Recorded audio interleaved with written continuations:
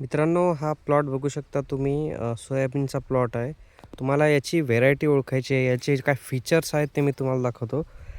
याची एकदा height check करा. मी इथे उभा राहिलेलो आहो आणि हे माझे पाय आणि ही माझी कंबर. कंबरेला लिटरली आलेला आहे आणि असं नाही आहे की ज्याची वाढ झाली म्हणून याचे फुटवे कमी आहेत किंवा याची लाग कमी लागतो. या ठिकाणी तुम्ही बघू शकता आता फुल अवस्था होऊन गेलेली आहे आणि फुलगळ होत आहे समजा.